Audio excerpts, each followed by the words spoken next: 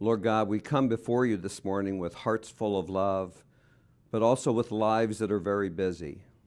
We know that we're in Advent. We know that we're in a season of waiting. And yet the world around us continues to escalate as Christmas approaches. And for many, it's been escalating since probably Halloween, as Christmas really begins earlier and earlier every year. Lord, it's hard for us to have that attitude of waiting, of being quiet, and just letting it happen to us because there's so much that needs to be done. We ask that you quiet our hearts and our souls so that we understand that even though you have come before, we are still waiting for you to come again, to bring to completion, to bring the true peace that the world needs. And we know that that day will come. Lord, help us as we continue to study Paul, that we will have the same zeal that he has for the gospel, for spreading that gospel, that just like for him, that we don't put ourselves in the way of doing that, but rather are instruments of your love, your peace, your gospel to all. And as always, we pray in the name of Jesus, your Son. Amen. My voice sounds worse than I am. I think it's, come on in, good morning.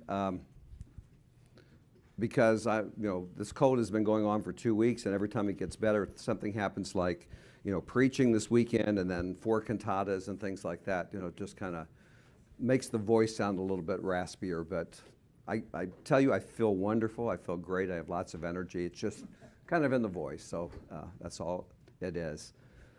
All right. Most of you, I think, have been around before, but just a reminder what we've done. Our fall semester of Hope University began with Pastor Dean in September. I began the look at Paul in October, looking at the background of Paul. Then Pastor Dean came back in November and started on the Gospel of Matthew, which he's going to continue to do in Lent. And we're looking at Matthew because Matthew is the gospel that the narrative lectionary is using this year. Not right now, but once we get into the new year, it will start using the Gospel of Matthew. After the new year begins, and we're working on the program right now, Pastor Ronnie and I are going to cover the letters of Paul, the 7 undisputed letters, kind of in a 2-week duo. I'm going to do 1 week, and then he's going to do a week on the letter. And we're working on that flyer right now. In fact, the flyer's prepared, but we're not done with it yet because Pastor Dean wants to do a book study during Lent, and he's still trying to decide what book that's going to be. So once that decision is made, the flyer will be out and you'll have an idea of what's going to be happening in the spring. So for the next 3 weeks, on Tuesday night and Wednesday morning, we're going to continue to look at the background of Paul. Now, someone who was here last night says, this is so much good information, but I feel really dumb because I don't know this. Well, that's why we're here. We're here to learn it, and I didn't know all of it either. A lot of it I have had to research and find out. Some of it I knew about this deep, and I've discovered this deep, so because none of us can know everything. So in some cases, it's a matter of knowing a little bit and learning more. But remember, what we're doing right now, what we did in October and what we're continuing to do now, is to get the tools in our toolbox that we'll need when we take a look at the letters critically. Okay, Dave and I were talking earlier that, all of this looking at anything from Scripture critically is a very, very new phenomenon. I mean, it's only been going on for a little over 100 years. Because for centuries, people just looked at Scripture and as something to never be questioned. So now as we have learned that we can study things critically and it can actually deepen our faith and make things better for us, then we shouldn't feel threatened by doing anything at all. So we've already taken all the letters that are ascribed to Paul, 13, 14 if you include Hebrews, and we've said the ones that we truly know that Paul wrote were 7. So those are the 7 we're going to concentrate on when we come into the new year. So today we're going to continue on with what we've been doing. And just as a reminder, the book that I'm using as my outline, as far as what topic I'm covering, is this book right here, Paul, Apostle to the Nations, an Introduction by Walter F. Taylor, Jr. Now, all the material in here is not from his book. It is from his and other books that I've looked at as well. But I kind of used his book as my primary resource and then used his bibliography to look at other books as well. So that's where a lot of this is coming from. And if you've been here with me before, you know that I like to start at the end. I like to basically let you know by looking at the study questions. And the study questions are really optional. They're just kind of a way to guide the discussion. Last night we had people who really felt like they had other things they wanted to say, and that's perfectly all right. It's not like you have to use these study questions. But what they do is they kind of let you know ahead of time what the important material is going to be. Just as I did when I was teaching high school, I would have to have the goals up on the blackboard. Well, we didn't have blackboards, we had whiteboards. But I would have the goals up there so that they would know what it was we were going to cover, so that you don't just spring a test on them and they're not sure what it is that they were supposed to know. So, the first study question says, in what way is Paul's contact with Gallio and Aratus IV of help in trying to date Paul? We're going to see when we get into it that there's going to be two historic figures that come up in Paul's writing, and these are the two. And it's really kind of interesting because this is going to give us an idea of how we can use these historic figures to date. And yet it's also going to be a little frustrating because we're going to find out that, you know, we would love to have exact dates for things because that's the way we are in the 21st century. We celebrate things on the exact date that it happened. It's going to be impossible to do that. But I'm going to show you how we're going to be able to take something, for example, and narrow it down to a year. Okay, and it's really kind of impressive if you look at the historical techniques that are used to do that. Okay, the second question, we're going to talk a lot about the Roman Empire. You all remember the Roman Empire, right? You studied it in high school. For many people, that's probably the last time you talked about the Roman Empire was in high school. So we're going to kind of dust off the cobwebs a little bit about the Roman Empire and what that meant, because Paul lived pretty much right at the peak of the Roman Empire. I mean, so we're going to find out it was very influential. And so the social and economic structure that could have had an effect on him, that's kind of a thing to keep in mind, kind of a category as we go through this. Honor and shame. If you were here in October, you know that I brought up this dynamic of honor and shame as something that's a very important dynamic in the first century. We're going to talk a little bit more detail about that, how they affected people in the first century Mediterranean world, and do we see any aspects of that in our world? Okay, we're much, much later. Things that are important to us, the way we define things, the way we even define what's important to people is so much different now than it is then. So I'll be interested to see if it resonates in any way with anybody as we talk about that. And fourth and finally, we're going to find that Paul was basically a city preacher. He basically went to cities, and in most cases, large cities. And what were the chief characteristics of the cities where Paul lived and worked, and how could those have affected his ministry? So we're going to look at Paul's ministry, and we're going to look at how it was much different than Jesus' ministry. Okay, so those are the questions. So I'm giving you the answers before we start. The topic that we're covering today is, because we've done everything in terms of questions. Today we're going to look at two things. Where and when did Paul live and work? So where did he live and work, and when did he live and work? So just two things. Hard to believe those two things can take an hour and a half to talk about. But that's all going to boil down to just those two questions. Where was it, and when was it? This is just a little fun facts about saints. This one happens to be St. Paul. It says St. Paul was converted from Judaism on the road to Damascus. I would perhaps take issue with even that sentence because it makes it sound like he left Judaism, and he never did leave Judaism. We'll talk about that later. He was the ultimate missionary, traveling throughout many countries and lands, preaching the gospel of Jesus. He established numerous churches during his travels and was even imprisoned several times. St. Paul died in the year, and it looks like it's a 67, but it was not 67. It was probably 62. But that could be a 2, and it just kind of didn't come out right. So anyway, I just put that there because you can never assume that your audience understands the basics about who it is that you're talking about. And the other thing I like is I like the sign because it has a lot of key places in Paul's life. So the sign shows where Rome is, Damascus is, Arabia. Cyprus, and Antioch, all real key places to where Paul did his ministry. So first of all, we need to set Paul within his own world. And that's the challenge of any kind of historic study, whether we're doing a Bible character like Paul, whether you're trying to study Shakespeare, whatever it is that you're trying to study. We need to be sure that we're looking at Paul within his world. What was going on in his day-to-day life? What was it like living there? What were the kinds of things he would say? What would his words have meant at that time? We need to be sure that we remember that he wrote in the 1st century. Now just pause and think about that for a minute, because we listen to Paul's readings in church and we read it right next to prayers that were written. The Creed, for example, was written in 325, okay, if we're using the Nicene Creed. That was the 4th century. It was the 4th century where all the talk came about what the Trinity was, that God was 3 persons in one being.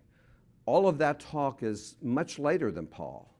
So if we read Paul and we hear him say God the Son, we say Jesus is God's Son, we can't look at that and say, oh, Paul knows that Jesus is the 2nd person of the Trinity. No, there would not have been that kind of advanced thinking. I mean, they're still in the 1st century trying to figure out what's going on. It's not the 17th century, the post-Reformation, when people were arguing about whether it's this way or whether it's that way, and certainly not the 21st century. And when we hear those words, you know, sometimes I listen to a reading being done and I look out at the people and everyone is hearing it as if it's the news being read. You know, it's kind of like we're all hearing it the way we would hear anything being read for us now. Do you really take the effort to go back and think that this was written in the 1st century to people who had completely different lives, had completely different things that they were worried about, and that's who the words were addressed to. And we say, this is the word of the Lord, thanks be to God, and then we move on. These words were written in the 1st century. And even me, I mean, you know, I may be thinking about my sermon or I might be thinking ahead, but it's almost like we need to put ourselves back in that kind of framework as we're listening to those words. So in this session, we're going to focus on the details of Paul's life, when he lived, where he lived, and a little bit of information about how he traveled and what that would have meant, and especially how travel would have been different then than what it is now. So we need to start by recognizing that there's going to be problems with outlining just a life of Paul. No one wrote a biography of Paul. He didn't write his own autobiography. It would have been so much nicer if he just would have left us with that. We don't have any of those things, and so there are significant problems in trying to come up with a life that we can say began here, ended here, and this is what happened along the way. There's going to be lots and lots of question marks. There are going to be things that we're going to say, oh, yeah, that happened. There are going to be things where we're going to say, yes, that happened, but we're not quite sure when it happened. And then there are going to be things where maybe that happened or maybe it didn't happen. So from a historical perspective, we have very little historical data. And for us as 21st century people, that's very frustrating for us because we like to know the history.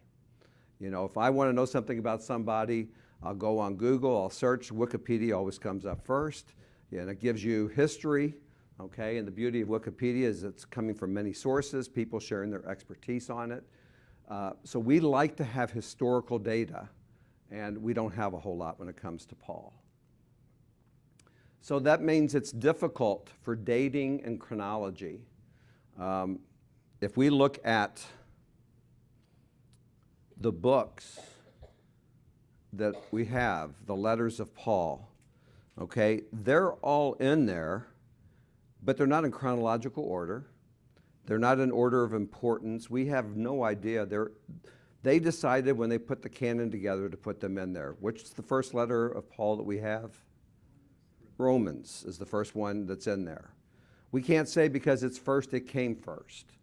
So my granddaughter Anna, she's in the 7th grade. Yeah, she's in the 7th grade this year.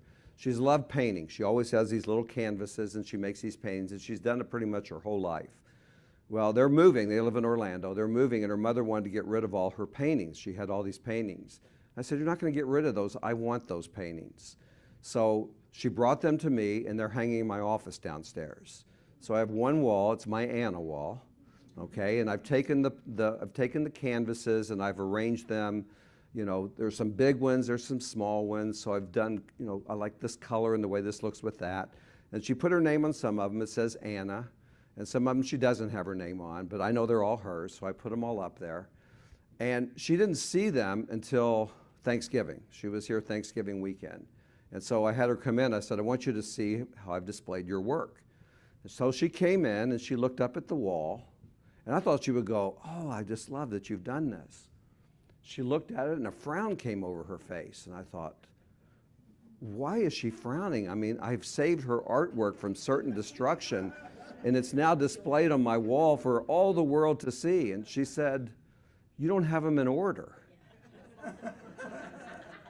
And I said, what do you mean I don't have them in order? And she says, well, that's not the order of how I painted them. And I said, well, I don't know what order you painted. I did it by the way I thought they were pretty. I liked the way this looked with this one. She goes, well, I could change them around and put them in order. And I said, no, I like it the way it is, but I really appreciate that. So when I was reading about this, I thought that's pretty much what we have with Paul. We have these things, but you know, maybe they're in there because aesthetically people thought that they should be that way. You know, well, it makes sense that 2 Corinthians follows 1 Corinthians, right? Because that way we can find it easier. But that doesn't mean he wrote the first letter and then the second one like back to back, you know, one week and then the next week.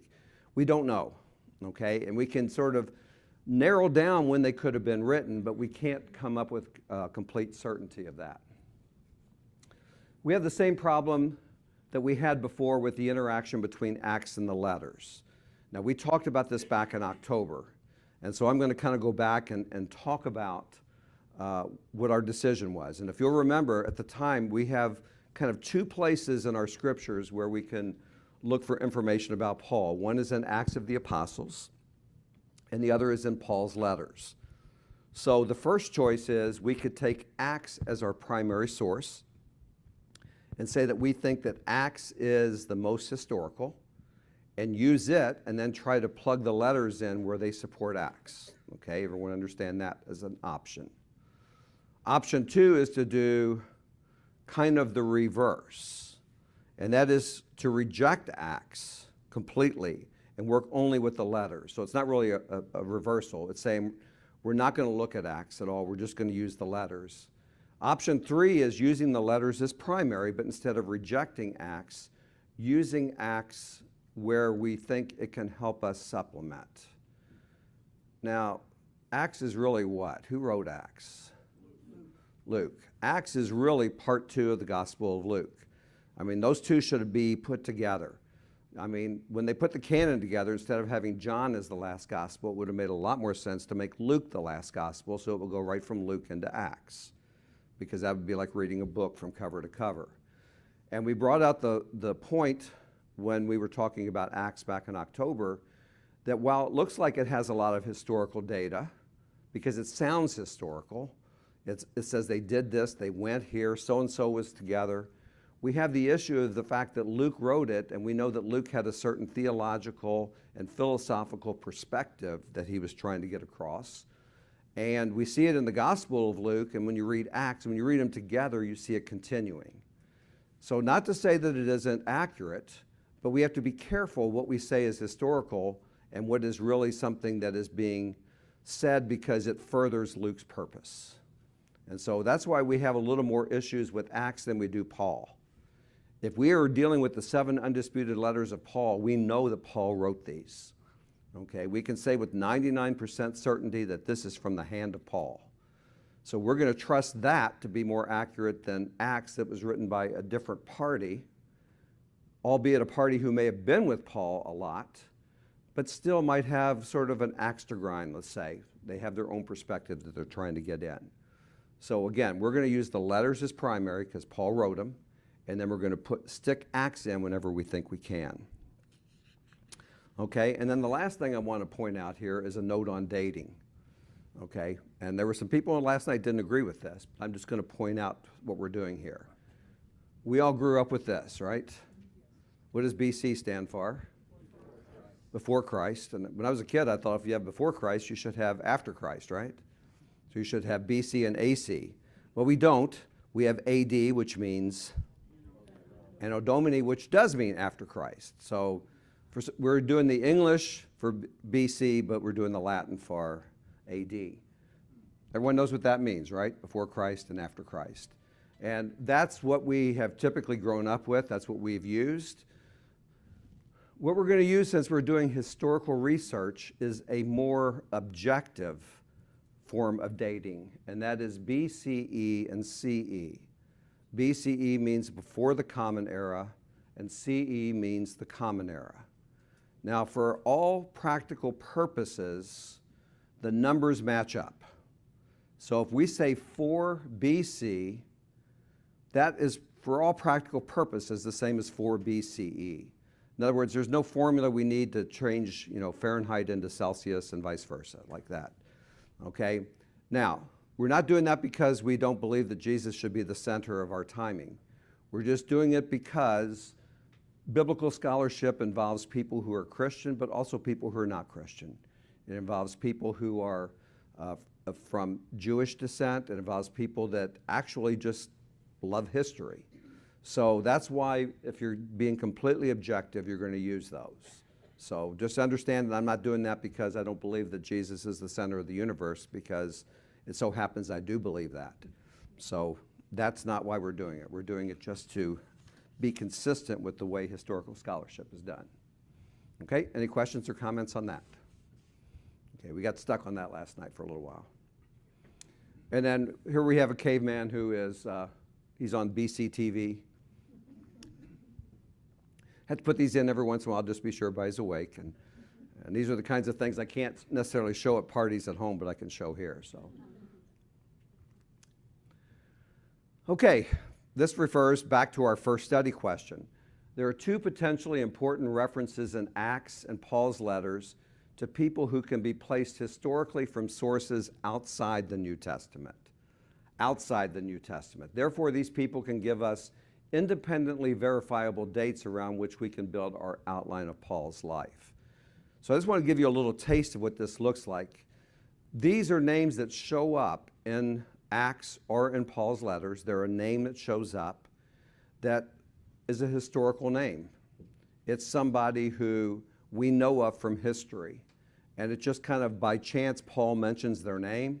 There they are. And so then we can go to outside sources and try to figure out when that person lived, when they did what they did, to try to figure out the date of when that was. Okay? So there are 2 names that show up in Paul's letters. The first one is a man named Gallio, who was the Roman proconsul of Achaia, which was in southern Greece. Okay? That's our first person that we're going to look at. So we want to read Acts 18:12-17. So if you have your Bible, you can go ahead and open that up to that. And remember, for what we're doing right now, it's good to have a Bible just so you can read along. When we get to covering the letters, you're going to certainly want to be sure that you have a Bible. And remember, Acts comes immediately after the last gospel, which in my opinion should be Luke, but it's not. Okay. Nobody listens to me on those kinds of things. Do other educators share that opinion? I'm not challenging you, I'm just curious. Some do. I think for most, they just say they are the way they are. Because it sounds like it's an intellectual type of discussion. Oh, it would be completely intellectual. Yeah. Okay. And as far as... Because both sides could be true, but nobody knows for sure. Yeah. Okay. Well, we do know that Acts and Luke were written by the same person. Right. That we do know. So it would be nice if they were back to back so that you could read one and then go immediately into the other one so that you're getting kind of a sense of the wholeness of it. On the other hand, it'd be just as nice to have the letters of Paul in an order that seems to make more of a sense chronologically. But we know that's not going to happen. I mean, the canon is set and it is what it is. So, but imagine if you were sitting down, you could read Paul's letters from the beginning to the end, so you could kind of see the development of his thought. So if they were set that way, it would be great. But again, I think the way most scholars look at it is they say as kind of an aside, well, this would be nice, but we have what we have. The only reason I asked that question is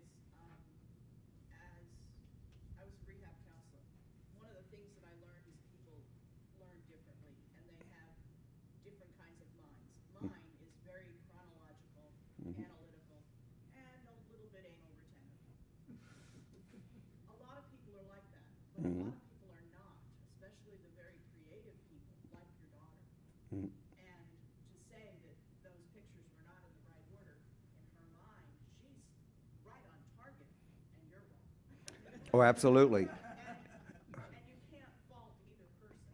And actually, to be honest with you, I am a person who's that way too. I like things in order. I would love to have them in order. But when I looked at her pictures, I said, well, I don't have dates on them, so I can't do it that way. And then here's where I get set in my ways. Now I like the way it is. And she comes in wanting to change it, and I'm like, no, wait a minute. I like the way it is here. It doesn't need to be chronological. So, Give her some numbers. Let her number them. and that way I will know for the future. That's right. You're satisfied she is. Well, she said, my later work is so much better than my earlier work. So I really wish you would, prominently display my later work, and the earlier work, put that more behind your door, that kind of thing. Okay, so anyway, let's look at Acts chapter 18. And we want to look at verses 12 through 17. So Paul starts right off in, well, not Paul, Luke actually, because we're reading Acts. And he says, while Gallio was proconsul of Achaia, the Jews of Corinth made a united attack on Paul and brought him to the place of judgment. This man, they charged, is persuading the people to worship God in ways contrary to the law. Just as Paul was about to speak, Gallio said to them, if you Jews were making a complaint about some misdemeanor or serious crime, it would be reasonable for me to listen to you. But since it involves questions about words and names and your own law, settle the matter yourselves. I will not be a judge of such things. So he drove them off. Then the crowd there turned on Sosthenes, the synagogue leader, and beat him in front of the proconsul, and Gallio showed no concern whatsoever. Does that sound familiar? Who else was it where the people brought someone with a charge and they said, this isn't a matter for me? Jesus before Pilate. Because Pilate was a Roman authority, and so was Gallio. So do you see the similarities here? They're taking him, they're like, you got to do something with this guy. He's out there, he's preaching, he's getting people all fired up about it. And he goes, I do misdemeanors, I do the law, the Roman law, this is something for you all to do. And then for some reason they beat up the synagogue leader, but that's a story for a different day, okay? So anyway, we have this story about a person who is a historical figure, okay? And that is this person, Gallio. So if we could figure out something about Gallio, that might help us understand when this was happening, okay? Well, there was an inscription discovered in the 20th century, okay? See that date, the 20th century. So we're talking about just the last century, and it was discovered in Delphi, Greece. And we can read this inscription. I'm going to read part of this to you in a minute. I'm going to spend a little time on this because I think this is kind of a neat way to see how we can date something from history, okay? From something that has nothing to do with the gospel or with Paul or with New or Old Testament in any way. This inscription is acclamation number 26 from Emperor Claudius. And because of what's in this inscription, we can actually narrow down the date of this event that occurred in Paul's life to be between July 1st of 51, that's not 1951, but that's 51, the original 50s. July 1st of 51 and July 1st of 52. Okay, so here's what this inscription that they discovered, okay, which would look something like this. Okay, so they have this inscription, and it's a piece of something, and it says, Tiberius Claudius Caesar Augustus Germanicus Pontifex Maximus. Okay, so if you ever feel like you have too many names, this guy really has some names. In his year 12 of power, acclaimed emperor for the 26th time, father of the country, council for the 5th time, censor, sends greeting to the city of Delphi. I have long been zealous for the city of Delphi and favorable to it from the beginning, and I have always observed the cult of the Pythian Apollo. But with regard to the present stories and those quarrels of the citizens of which a report has been made by Lucius Junius Gallio, my friend and proconsul of Achaia, and then it stops. There's nothing else on that. So he is about to say, and it sounds like Gallio's about to tell him, these people are driving me nuts with these. They're bringing these people, and it has nothing to do with Roman law. And that's what this inscription sounds like it's about to say. Well, I have 3 bullet points on this. If you look at the various names listed for the emperor, you can identify him as being Emperor Claudius.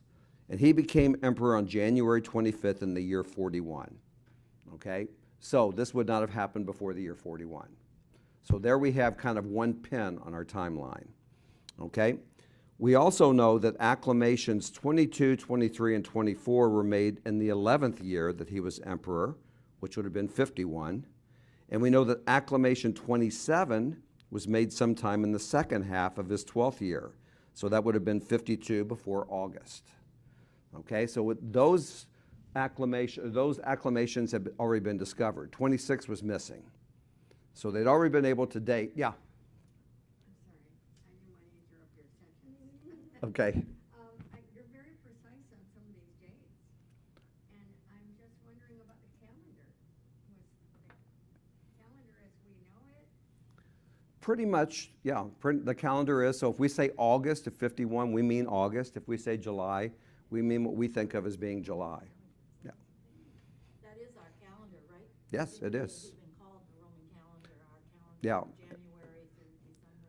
And when we talk about the Roman Empire in a little while and the Greek Empire before it, pretty much almost everything we do comes from either the Greek or the Roman Empire. In one way or another, we've inherited a lot of that stuff. Where did the Gregorian calendar come from? Because that's what I thought we used. Well, the Gregorian calendar was kind of an update to it, okay? That came from Pope Gregory. Was that leap year? Yeah, and that leap year could have been put in there. I'd have to take a look at that and see. But that calendar added the Christian feasts and things like that to it as well. Okay, so anyway, we know that we're between 51 and August of 52. Okay, so we know January 25th to August 1st. But then we know that the Roman Senate appointed proconsuls yearly, 1-year terms, and we know that under Emperor Tiberius, those terms began on July 1st. Gallio was the proconsul from July 1st of 51 to July 1st of 52. So we put the pins on it and we basically say, okay, this means that we know that this event took place from July 1st of 51 to July 1st of 52. And we also know that this took place in Corinth, and we know that Paul was there for 18 months. So then we kind of picture where those 18 months could have been. So those 18 months could have been from 50 to 52 or from 51 to 53. And that's as accurate as we're going to get. It'd be really nice if we said his 18 months began on this date and ended on that date. So you get kind of an idea about how this is done. So that's why I wanted to spend a little time on this one thing to kind of show you how the dating is done. Something is discovered. There are historical figures listed in that. We have records that show when emperors ruled, when people were serving in office, and we use those dates to kind of back into when Paul would have been there. Okay? And then when we get to the letters, you can use Paul's words because, he might say, I went to Corinth, 14 months after this happened, and so then you kind of build the timeline from that. Okay, the second is a Nabatean king named Aretas IV. And this is from Paul's hand in 2 Corinthians 11, verse 32. So 2 Corinthians, which comes after 1 Corinthians, because that was Paul's next letter he wrote right after he wrote 1 Corinthians, right? 2 Corinthians 11. And we're only going to look at one verse, verse 32. Actually, I'm going to back up to 30 because this is the chapter where Paul is talking about his sufferings. Okay, and we're going to go back and look at some other things from this later on, this very chapter. So if I'm in chapter 11 of 2 Corinthians, verse 30, Paul says, if I must boast, I will boast of the things that show my weakness. The God and Father of the Lord Jesus, who is to be praised forever, knows that I am not lying. In Damascus, the governor under King Aretas had the city of the Damascenes guarded in order to arrest me, but I was lowered in a basket from a window in the wall and slipped through his hands. So Paul actually refers to this King Aretas. Now, why Aretas the fourth instead of the first, the second, or the third? Because the years don't match up. They ruled in years where Paul was not alive. So the only Aretas that makes sense is Aretas the fourth, and he ruled from 9 to 40 AD or CE, Common Era. So this helps us kind of understand when Paul's whole Damascus experience could have happened. And Paul says here, by the way, I'm not lying, right? So we know that he's not lying. He just said that. I am not lying. So if he is not lying, then he had to have had that experience before 40. So if the timing is right, the geographical area is right, which would place Paul's flight from Damascus just before his first visit to Jerusalem, before 40 CE. So again, here's a second historical figure that helps us sort of put a pin in the map and say we have 40. Okay, so we know that this would have had to happen before that because after 40 there was a different king. Okay, so again, I'm just kind of touching on this, and we could do this on and on and on and on and on, but all I want to do is kind of give you a flavor about how you can do it and go about the dating. There's the photograph that was taken when it happened.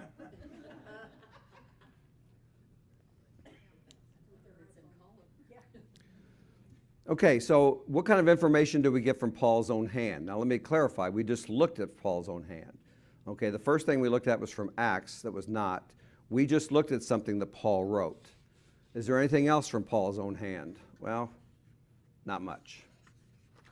There's not really a whole lot. And what little we have kind of shows up in one place. It's at the beginning of Galatians. In the beginning of Galatians, he does go to a lot of length to talk about, I did this, and then, 3 years later I did this, and 14. So he does give more of a description about what he was doing if we look at Galatians. So I want to look at Galatians 1, 15 to 17.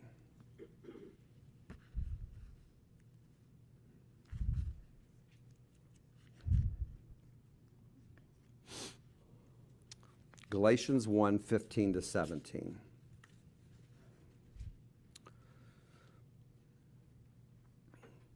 Paul says, "But when God, who set me apart from my mother's womb and called me by his grace, was pleased to reveal his Son in me so that I might preach him among the Gentiles, my immediate response was not to consult any human being.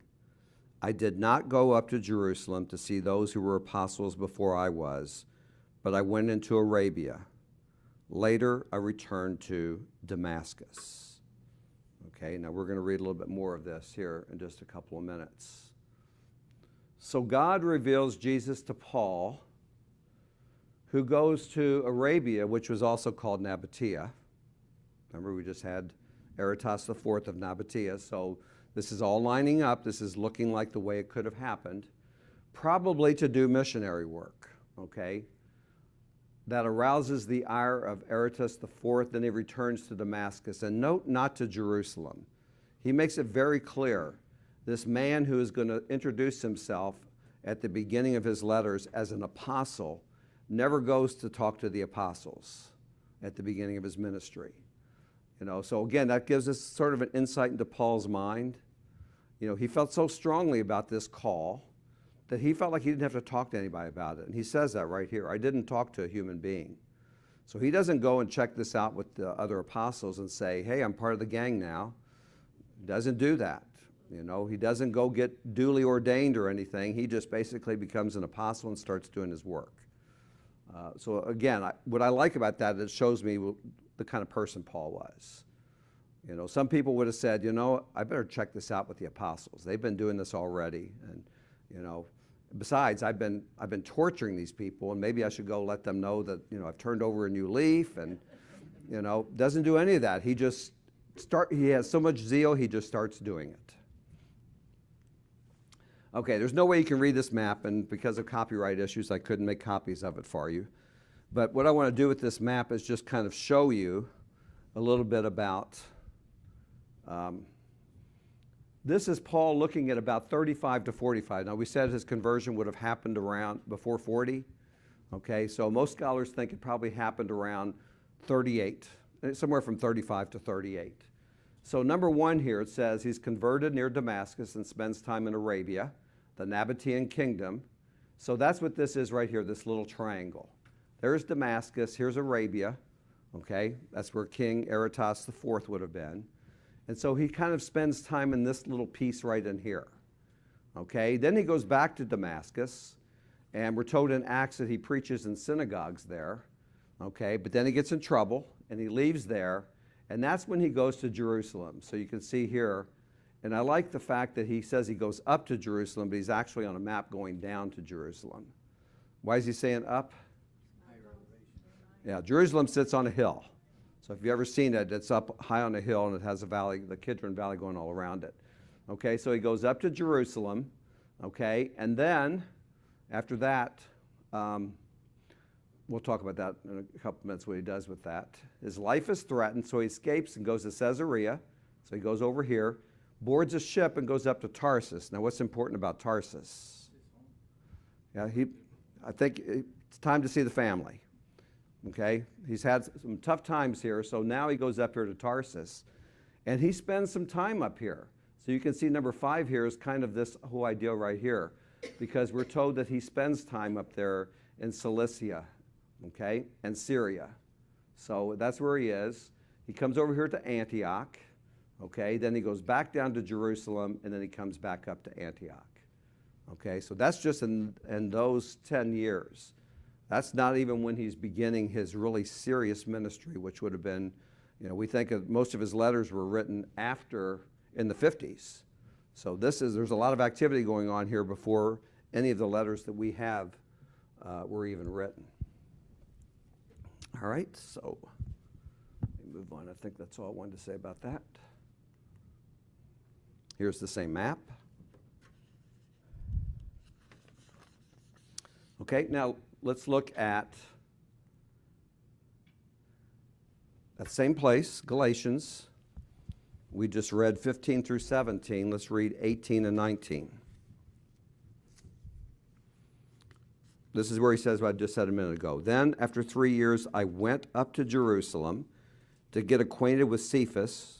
Cephas is who? Peter. And stayed with him 15 days. I saw none of the other apostles, only James, the Lord's brother. I assure you before God that what I'm writing you is no lie. See, Paul wants to be sure you understand. He is not lying here. This is serious. He's made this clear on more than one occasion. Yeah. Why do you think he thought that was really important? Do you think people were saying things that weren't attributed to him? Well, I think that, he spends this time doing his own ministry and calling himself an apostle because he felt this great zeal. At some point, I think it really dawned on him that if I'm going to be effective in my ministry, I need to dial in these other people who people already know are the apostles. Okay, and it's kind of interesting. He's not looking for, by his hand, he's saying, I'm not looking for all of the apostles to tell me I'm one of the gang. I just want to talk to the head guy.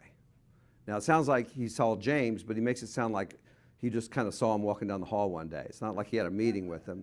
Oh, while I was there, I ran into James too. But I'm there to see Peter, okay? So you kind of get the sense that now he feels like, okay, I need to talk to the main body of the church and be sure that we're all kind of on the same page here. Yeah? It might be because of his background. He wants people to understand that this is what he truly knows now. It is. And again, I think that he probably had to temper it because I think there's part of him that thought, I should just be able to do this on my own. I shouldn't have to go and get the approval of the church. But I'm sure that there's something going on where he feels like he has to do that. And when the Council of Jerusalem happens, which is going to come later, we're going to see that he is not on the same page as the other apostles. He feels like he has a different ministry than what they're doing. Okay, but again, I think it's very interesting, and again, we believe that the Holy Spirit is at work in these things. Instead of splintering this church, they all come together and find a way to resolve their differences and be one. So I think it's, again, kind of interesting because all indications are Paul's the kind of guy who would just go and preach the gospel. And, you know, I don't think he would have any kind of patience for anyone who's setting up, you know, rituals or anything like that. It's just about, I just want to preach the gospel. I just want to be sure that everyone knows who Jesus is and what that means. And that would have been his passion. And he doesn't want to get caught up in any kind of trappings. Okay, let's go on and read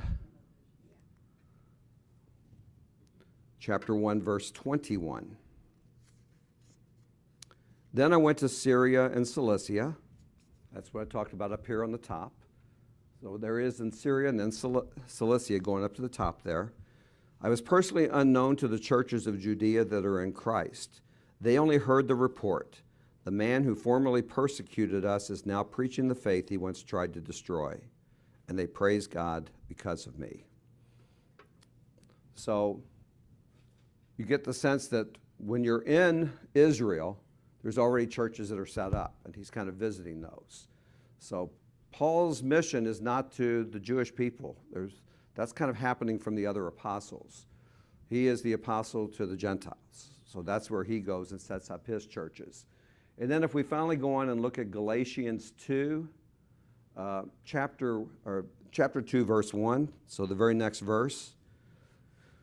Then after 14 years, I went up again to Jerusalem, this time with Barnabas. I took Titus along also. Okay, I went in response to a revelation and meeting privately with those esteemed as leaders. I presented to them the gospel that I preach among the Gentiles. Okay, so we could go on reading that, but most scholars think this is probably that Council of Jerusalem when he went back to Jerusalem. So this is when he's going and he's making his case of why the gospel should be presented to people that are not Jewish. Okay,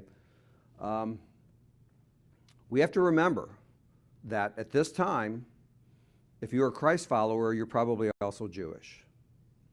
Okay, you can't tell the difference. Everybody looks the same. They're probably going to synagogue on Saturday, and then they're getting together and doing some sort of Christian, it wouldn't have been called Christian, but some sort of Christ dinner, okay, because it always kind of revolved around a dinner.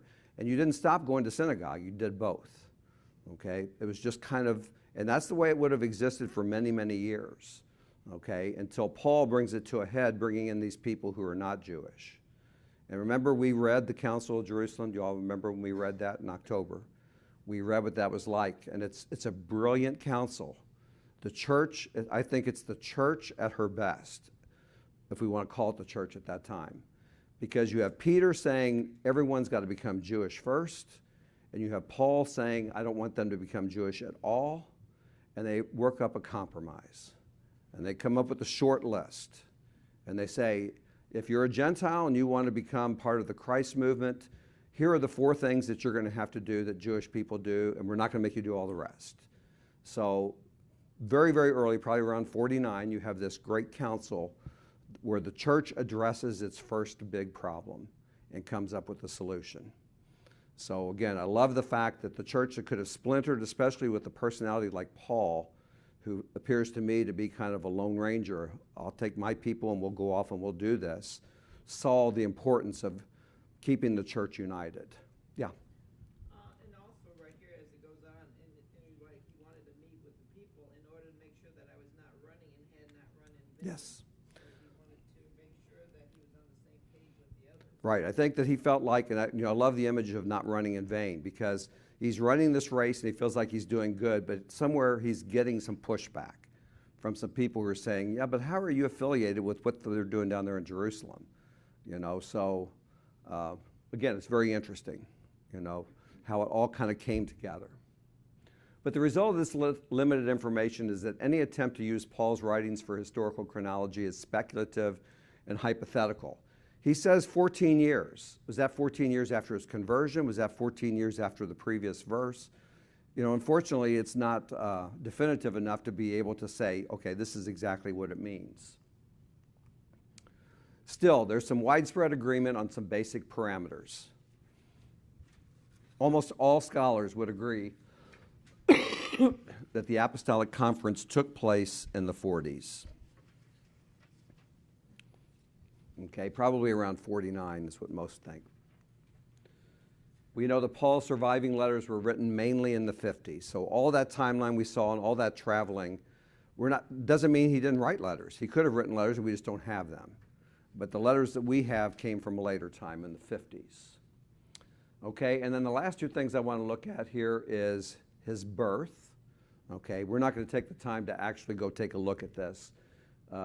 This is a very short letter, the letter to Philemon or Philemon. Okay, it only has one chapter. It's one page. So if you're looking for it and you pass it up, you got to go back because it's only one page. And in verse 8 of that chapter, Paul refers to himself as an old man. Well, what does it mean to be an old man? Well, an old man at that time would have been someone who was about 55. Okay, they would have referred to themselves as an old man. And so we know when the letter was written between 55 and 62, using the same methods we already talked about. That means Paul's birth would have been somewhere between 5 BCE and 1 CE, or if you prefer, 5 BC and 1 AD. In other words, he's pretty much a contemporary of Jesus. He would have been born around the same time that Jesus would have been born. Now, his death. This is more interesting, okay? We can pretty much come up with a date that we feel really good about, 62. And let me tell you why we say that. We know that the year is 57 when Paul travels to Jerusalem with a love offering, okay, which was something he did often. Okay, he would take a love offering from the Gentiles, and it was for two reasons. He would take it back to Jerusalem, so in other words, his renegade church that's going on out here in the Gentiles, he would take money from them and bring it back to Jerusalem, A, to help them in Jerusalem, okay, because of the hardship that's going on in Jerusalem as far as their needs, but secondly, and probably more importantly, to show unity, that they were all one church. So he would bring this love offering. We know he did that in 57. That has been able to be determined historically. We know that when he was there, he was seized in the Jerusalem temple by a mob and taken into custody by the Romans. Okay, when the Roman higher-ups learned of a plot to kill Paul, they transferred him to Caesarea, where he stayed for 2 years. So that would have been 57, now we're in 59. So 59 CE. Eventually, he appealed to the emperor and was taken by ship to Rome, but the journey lasted too long, extending into the storm season and resulting in a shipwreck at Malta. Remember reading about that? Okay, we're going to find out that, traveling by ship was a rather short sailing season. If anything went too long and you ended up in the bad season, shipwrecks happened quite frequently. Okay, so he was there for 3 months, and then Paul and those in charge of him left for Rome, arriving in February of 60, where he was under house arrest for 2 years. Now, here's the real reason why we think 62. Nero is the emperor, okay? Nero, by the way, bad man, not a bad guy. However, his lieutenants that he had up until 62 were more tolerant, okay? So the people who were actually the ones carrying out his orders, the ones who would have been in charge of Paul in prison, would have been more tolerant. But his moderate supervisor by the name of Burrus died in 62. And at that same year, his moderate advisor Seneca was relieved of his duties. The people that replaced them were not moderate. And treason began to be defined as something much broader. And if you espouse Jesus in any way as Lord, that was treasonous. And so Paul would have probably been charged with treason because we know Paul, he's not going to back down. Jesus is Lord, and he's going to say that regardless. So how did Paul die? Well, there is a history that he was beheaded. And there's also a history that he died the same day as Peter. Nothing in the New Testament, nothing from historical documents, except one. The early church historian Eusebius, who wrote a couple of hundred years later, he wrote, quote, Paul suffered martyrdom under Nero, And he points to a tradition that Paul was beheaded and another tradition that Paul and Peter were killed at the same time. Now, again, it would be nice if we had something from the time, you know, some kind of a list of executions or something like that, but we don't have that. So we're having to use other information to kind of say the 62. And how he died, again, is just from a church tradition that comes from much later. Okay? I've talked earlier about the movie Paul the Apostle, the one that was just out last year. Paul the Apostle, again, what I like about that movie is it's set at the time of Paul's death. And the entire movie is a flashback, looking back over the things that happened. So it begins with him about to die, and it ends with him dying, okay? And so we, again, think that pretty much that would have been 62. Yes? You mentioned they went to Jerusalem and for a love offering. What is considered a love offering? Pretty much the same thing it would be today, okay? So a love offering would have been gathering of money, typically money, not usually goods, but money that would be taken to help support the church. So it's kind of the first congregation supporting the synod kind of thing. Okay. Here's a picture of Paul in chains looking at this sign that says all for Jesus. One arrow says to die and be with him, and the other says to live on and serve him. Unfortunately, in 62, we know which arrow it was. So that's it for the when. Okay, the where is a little bit easier because we know where. The when was a little tougher, but I wanted to give you a sense with the when of how you have to use historical research to kind of narrow down, okay? It's kind of like the way I would teach my math students when you're trying to zero in. You know, you set these parameters and you keep moving it in, and then you can finally say, okay, it's right here between these. So now let's look at the where. Well, the where is the Roman Empire. I mean, and Paul, if you look at the map, and which we're going to look at here in just a second, he was right there in the middle of the Roman Empire. And someone last night said, you know, it almost makes it look like God was in charge of all this because Paul came at a time when there was this great empire, okay, and the ability to be able to move around it. The dominant political reality in the first century was the Roman Empire. There was nothing like it, okay? It is all in red. So you can see it goes all the way from Spain, all the way across, includes the Middle East, even Northern Africa is in there. All of Europe is pretty much all part of the Roman Empire, okay? And so Paul is right in the middle of all this. And we already know that Paul went to the main city of the Roman Empire, which would have been Rome, hence the Roman Empire. Okay, so we know that Paul was there. One of the authors I read, named Warren Carter, wrote, "The Roman Empire provides the ever-present political, economic, societal, and religious framework and context for the New Testament's claims, language, structures, personnel, and scenes." In other words, you think about anything at all, it's the Roman Empire. The Roman Empire is the one that did it. Paul's life in the Roman Empire was so much larger than Tarsus and Jerusalem. You know, when you look at Tarsus and Jerusalem and you look at that first map I showed you, that looks like it's so far. Then you look at the Roman Empire and it looks like just a little pea there. Okay, it's just a little piece of this empire that I think Paul really wanted to get around that entire empire. He didn't quite make it, but I think that was his goal, was to be able to do that. The Roman Empire began, okay, let me go back and kind of remind you from history when you had to take this course in high school. The Roman Empire began, of course, with the city of Rome, but the battles to form this empire began in 753 BCE and lasted all the way up into 27 BCE. So it took battles that lasted over 720 years before you have the Roman Empire, okay? And in 27 BCE, this is really the beginning of the Roman Empire, when Caesar Augustus Octavian became the first emperor. Remember Julius Caesar? Julius Caesar, we don't have a Roman Empire yet, okay? You have Rome, okay? But Caesar Augustus Octavian was the great nephew of Julius Caesar, okay?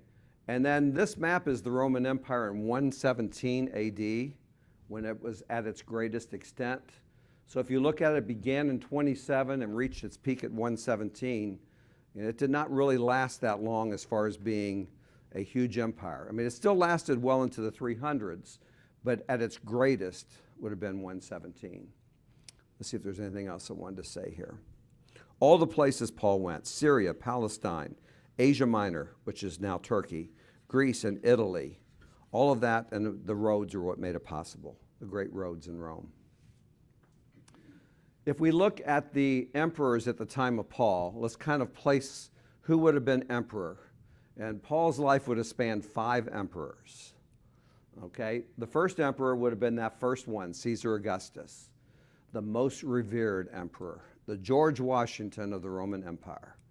Okay, he served from 27 BCE to 14 CE, which means Paul would have been born under his reign because the dates of Paul's birth, remember we were only limited down to about 6 or 7 years. Those dates are firmly under the reign of Caesar Augustus. The next emperor was Tiberius, who was emperor from 47 to 37. Paul's conversion could have been there, but it may have been right around that time. And it says mission work, but he really wouldn't have done a whole lot of mission work at this time. Okay, he would have been growing up, probably in school for most of Tiberius' reign. Tiberius' reign ended in 37. Depends on whether Paul's conversion happened between 35 and 38 probably, so it was right around that time. Caligula was emperor only for 4 years, from 37 to 41, and Paul was in his mission work at that time. Claudius, from 41 to 54, again, Paul was doing his mission work. And then finally, the great Nero, the bad guy, from 54 to 68, and we know that Paul was executed under the reign of Nero. So those are the 5 emperors that would have spanned Paul's life. Now, the realities of the Roman Empire. We've all seen pictures. This is pretty much a typical picture of what life would have looked like. You would have seen Roman soldiers walking around, people walking around. We have this big marketplace there, okay? We have all these stoas or these walkways that are covered. We pretty much know what that looks like. Now, even though there are philosophers who talked about how great the Roman Empire was because of the universality of humanity and universal citizenship, that really wasn't the reality. The reality was the wealthy were 5% of the population, but they had all the power. 95% of the population had no power, and that included unnumbered masses of slaves, women, tillers of the land, and laborers in the cities. Okay, and you couldn't use this as a way of determining who was a citizen or who was not a citizen, because sometimes citizenship was obtained by birth, like for us. If you were the child of a citizen, you were considered a citizen. That was not always the case there. So citizenship could be lost. We're going to talk in a minute about honor and shame. Citizenship was seen like honor as a fixed quantity, kind of like an exclusive club. So picture a club that has 200 people. We already have 200 people. You come, you want to be a citizen. Well, we're sorry, we don't have any more room. Someone has to become a not citizen for you to come in as a citizen. So citizenship was something that was not necessarily guaranteed. Most of the time, it usually was because of one's service to the state. You showed that you were valuable in the work that you did for the state, and that made you a citizen. Let's see. The social divisions were great by citizenship, by class, by wealth, and by gender. And, let's see, I think it was here I wanted to say this. You wanted to be a citizen because there were different laws for citizens than non-citizens.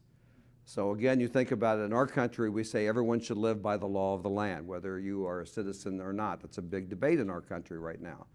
Well, you want to be a citizen there because the laws were easier for citizens than they were for non-citizens. So they did have laws, but they had a separate set of laws for non-citizens. Honor and shame. Fascinating to read about honor and shame. Honor is a claim to worth accompanied by public acknowledgement and respect for that worth. I have honor not just because I think I'm honorable, but because all of you think I'm honorable too. I can't have it by myself. You have to feel that for me as well. One of the authors I read, his name was Bruce Molina. He likens honor to our understanding of credit rating. So what does it mean if you have a high credit rating? If you know this person has a high credit rating, you think, well, they pay their bills on time. You know, they don't miss payments. They do this, they do that. There's kind of a picture that emerges of that person. Someone with a poor credit rating, on the other hand, well, whether it was on purpose or not, they probably missed some payments, some things happened. So it's not a perfect analogy, but you kind of get the idea, you know, of how honor would attach to somebody. Okay, if you were royalty, you automatically had honor. It was expected, and everyone had to treat you with honor.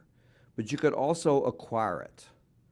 And if you'll remember when we talked about this earlier, shame was the loss of honor. When your honor was lost, then you were shamed. Now, there are three common elements of honor and shame.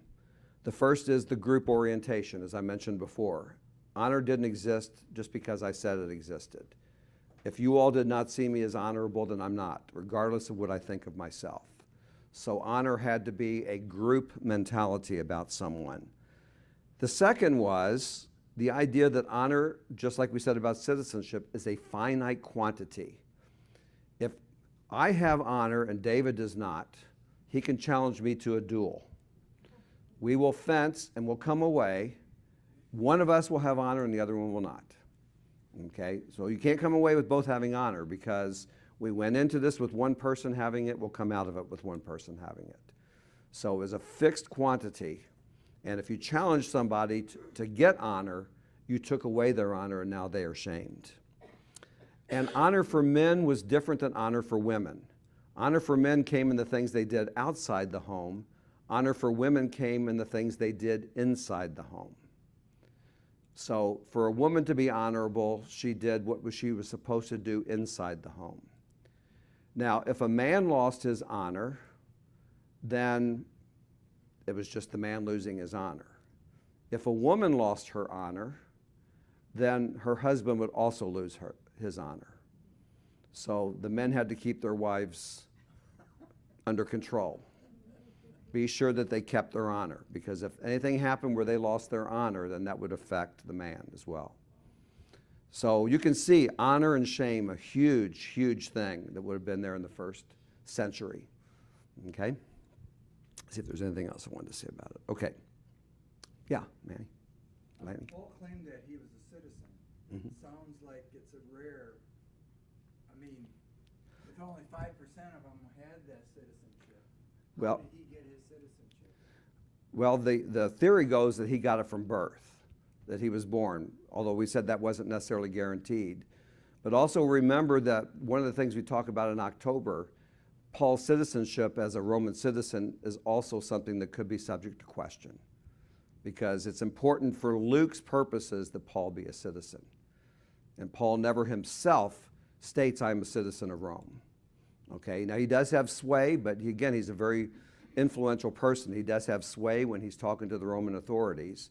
Okay, and we've always read that and believed that's because he's a Roman citizen, why he gets certain treatments. But it could also serve Luke's purposes.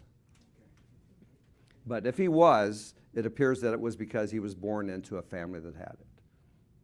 Wouldn't it be just as likely that he lost it somewhere along the way?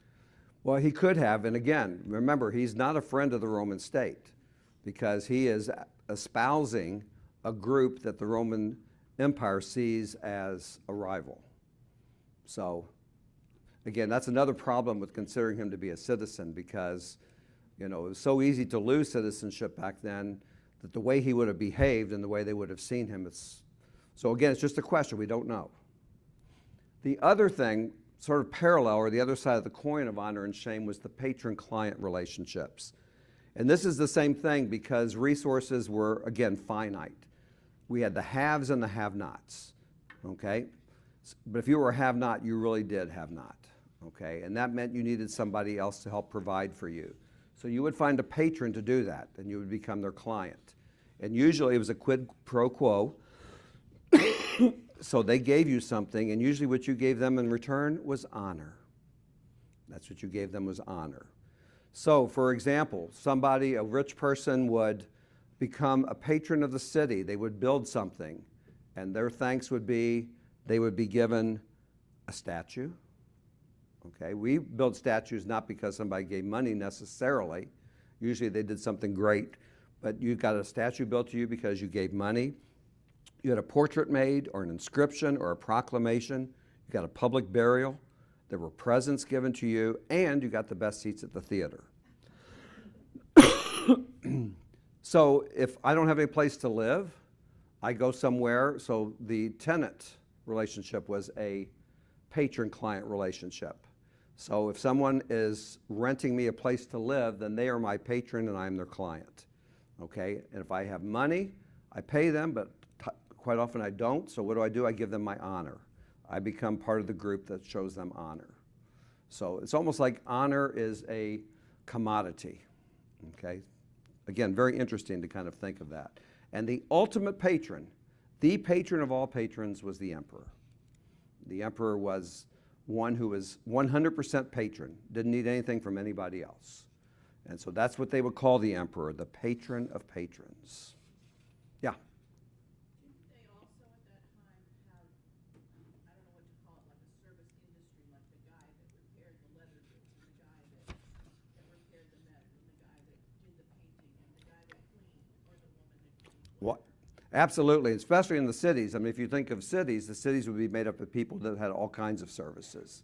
And Paul himself probably was a service provider, which is the way he would have made his money. Okay, so absolutely. I'm not saying money wasn't involved. Money absolutely was involved. Wouldn't that also be involved in the tenant-landlord situation if you had someone who provided that service to a large household, let's say? Mhm. And that's what they did for that large household, not necessarily as a slave, but they would be a tenant and that would be their payment, so to speak. Absolutely. You think about, the country doctor who provides services and is given chickens or vegetables in return. Absolutely. But it would never have been just one way. It would always be two-way. There would be something, a quid pro quo, something in return for what it was that was being given. Okay, if we look at the Greco-Roman city, first of all, and to me this is one of the most important things I'm going to say today. Paul was an urban missionary. Paul was a city boy. Jesus was a country boy. If you have been to visit the Holy Land and you've seen the places where Jesus did his ministry, and if you came to Pastor Dean's series on Matthew, and he showed the map of where Jesus does his ministry, I mean, it's even smaller than that first map we looked at of Paul, much less the Roman Empire. Jesus is an itinerant country preacher who goes to small towns and talks in the synagogues. Paul goes to the cities. Paul liked the cities. Tarsus was a city. Jerusalem was a city. Jesus goes to Jerusalem at the end of his ministry where he ends up dying, but, he doesn't go hang out in Jerusalem for, things on the weekend. That's really hard for him to go to Jerusalem, not just because he's going to die there, but Jesus is not really a city boy. And so this is really important because if you think about, we listen to a letter of Paul, and then we turn around and we hear the gospel about Jesus, and in our mind, one's following the other, right? We're in church, we're listening to it, but one is talking about one kind of ministry and one's talking about a completely different ministry. And it's almost, again, like you have to get into a different mindset to think about what's going on because there's vast differences here. Now, most of the cities that Paul worked in were hybrid cities. They had characteristics of both Greek and Roman. So remember, the Roman Empire, we've already looked at its parameters, okay?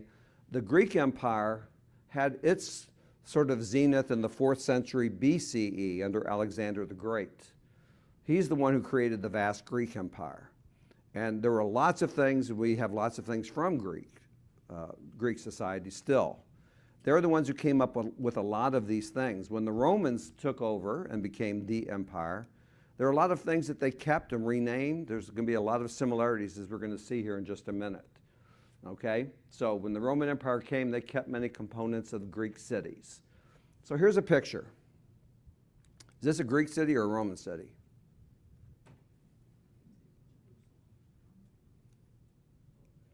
Anybody been to Greece? Anybody been to Italy? Kind of looks like it'd be either place, right? A lot of similarities. This happens to be a Greek city. This is Corinth. okay? But if you look at what a Roman city would have looked like, what a Greek city would have looked like, you're going to see a lot of similarities. Notice this area here in the center, okay? Because I'm going to show you this next slide right here. Here are the components of these different cities. In the Greek city, the center was the marketplace, which was called the agora. That was that large area we saw. Kind of picture like a place where a farmer's market today would sell up. That would have been the honeycombing the city were stoas, which were walkways covered by roofs held up by columns. You had a gymnasium, which is a broader kind of place than it is today. It was a place where you would go and do exercise, but it was also a social place. You know, so you picture a place where you would have gone and done a lot of things besides just exercising. There would have been theater, and we know Greek plays, again, very important, okay? They came up with a lot of the terminology that we still use in theater today. And the cities were financed partially by taxes, but mostly from gifts from the wealthy, okay? Now, when you get to the Roman city, the center was the marketplace, but they called it the forum. So you see it's still the same thing, just a different name. They had stoas and gymnasium and theater, but they also had baths, amphitheaters, and temples devoted to the gods, okay? Especially the notable trio of Jupiter, Juno, and Minerva. And then, as we've already said, to the Romans, statues were really important. So you're going to find a lot more statues in a Roman city than in a Greek city because the statues were the way you rewarded the patrons. But you can see there's a lot of similarities.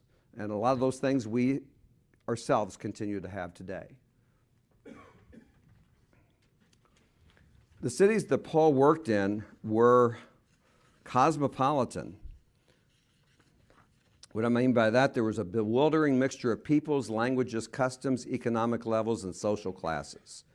So all these people from everywhere were in these cities because they were all big. As a result, the response was to form associations or clubs to shore up ethnic or religious identity and provide social and business services. Isn't that what happened in this country when immigrants came in? If you look at our large cities, okay, that's where you get your little Italys. That's where in Louisville, where I grew up, you have Germantown, okay? In a sense, that's what was happening in these cities too. The people that had some kind of identity would form clubs or neighborhoods where they lived. And it was those associations that provided an anchor of their identity.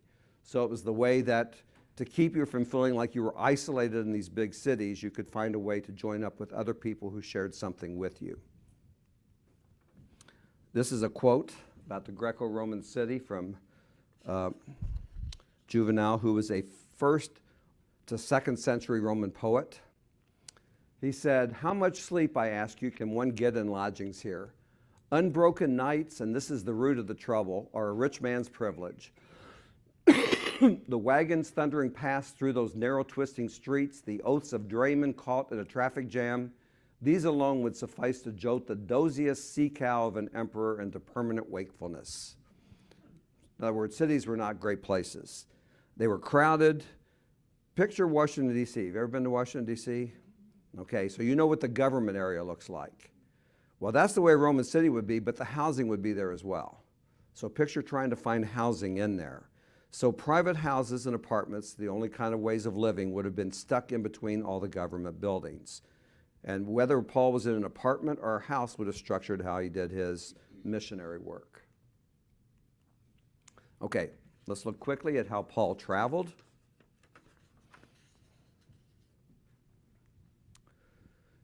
The way he traveled was primitive by 21st century standards, but in fact it was more accessible and reliable than it had ever been before. It's surprising the close contact that Paul kept with his congregations. Okay, but he used the Roman Empire and their roads to its full advantage. We know he wrote letters. We know he made personal visits aided by the ability to travel. If he had been born 100 years earlier, he would never have been able to have the vast network that he had. We think of that, we look at those primitive roads and we think that's, how do you get around? But picture no roads at all. I mean, they really did unite the kingdom by having all that. And under the peace of Rome, the Pax Romana, travel flourished because the Romans put down any insurrections very quickly. And so there was peace so people could travel, okay? And at its zenith, there were 186,500 miles of gravel or paved highway throughout the Roman Empire. Now, if you traveled by land, all roads led to Rome. You've heard that phrase, right? And it was literally true. All roads led to Rome because you wanted to be able to get everyone there. And Paul utilized these roads.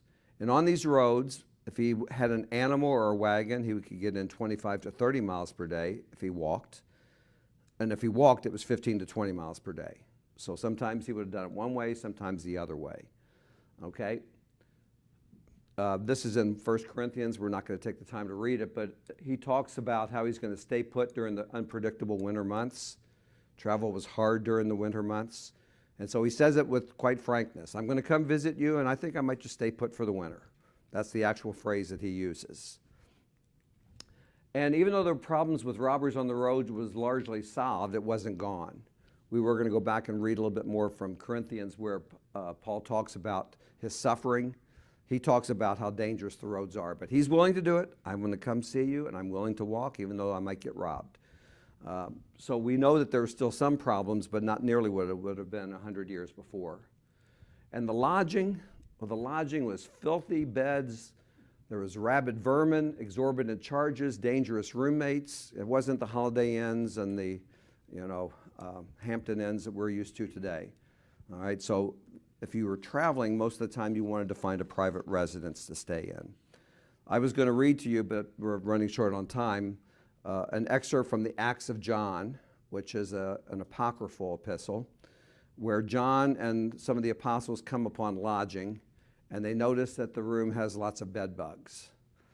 And so John tells the bugs to behave themselves, that he's going to go to sleep, and he goes to sleep, and they all go to sleep, and when they wake up in the morning, all of the bugs are piled in the corner of the room. And they can't believe it, and they wake John and they say, "Look at these bugs, they're all in the corner of the room." And he goes, "Bugs, since you have obeyed my word and you have done what I've said to do, you may stay in here. I just wish the people would follow my word like you bugs are following my word." So it's a great passage. Too bad it didn't make it into the canon, otherwise I might be preaching on that this weekend. Now, the Didache, which was teaching of the 12 apostles, says this about taking in lodgers. It says, "Let everyone who comes in the name of the Lord be received. If he who comes is a traveler, help him as much as you can, but he shall not remain with you more than 2 days, or if need be, 3. So there it is. There's the 3-day rule right there. You got to tell your family the 12 apostles teach that Christians should not have people in there more than 3 days. Okay? Now, if he wishes to settle among you and has a craft, let him work for his bread. Say, okay, if you're going to stay more than 3 days, then what is it you can do? Okay, let him work for his bread. But if he has no craft, provide for him according to your understanding, so that no man shall live among you in idleness because he's a Christian. Okay, you can stay longer, but you can't just sit there and watch TV. You can't be idle. You got to do something. But if he will not do so, he is making traffic of Christ. Beware of such. Don't invite him back. Don't let him stay the next time. Okay, finally we're going to look at sea travel. Per Paul, he says that he traveled by ship whenever he could because it was faster, obviously, especially if you were traveling east. You could cover at least 100 miles a day, sometimes as much as 110 up to 170, depending on whether you're going east or west. Okay? However, it was neither gracious nor highly reliable.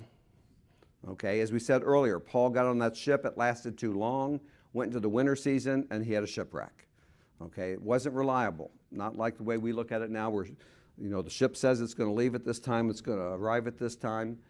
And even though there were goods on there, food and water, you had to bring your own food and water. There's no buffet table set up for anyone to eat. You had to bring your own for that.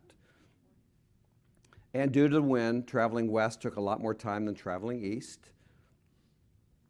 And the safest times to travel were May 26th to September 14th. So once that little window was finished, that was it. You really should not travel on the sea, or you did so at your own risk. And I think we're not going to take the time to read that. I think this is the ship Paul was on. Altogether, it looks like Paul probably covered in his career about 10,000 miles. Okay, no, so think about that, because we have frequent flyer, for example. I mean, that's a lot even for somebody who's flying. So picture on foot, by animal, or on a ship that may have issues, okay? So rather than, since it is 11:29, rather than going question by question here, let me just kind of open it up to the floor and see if anybody has any comments on any of these four things or anything else. And if so, let me get the microphone here from Kathy. Any comments or thoughts or questions or? Hope everybody learned something. I told you it was going to take an hour and a half just to talk about where and when. Regarding the, I guess, economic structure, it just amazes me the number of miles of paved or gravelled roads. That's amazing. I mean, when you, Roads exist today. yeah, when you look at what the Roman Empire did, not only with that, with aqueducts. And I mean, I think in Florida, maybe we think of water too. When you think about how they were able to get water to all of these places. I mean, that's quite a thing even for today. And yet the Roman Empire was able to take water to all those places that were off of the waterways. Pretty amazing. Yeah, Andy? The idea of honor and shame is quite different from the Old Testament ideas of honor and shame. Yeah, I've got to remember we're in first century and now Rome has really, they have the upper hand. So that's kind of, and I would think really that honor and shame in the first century is different than what it is today. You know, to me, I have a hard time coming up with anything that would be similar to that. Okay, thank you all very much for coming. Hope you can make it again next week. Go in peace to love and serve the Lord.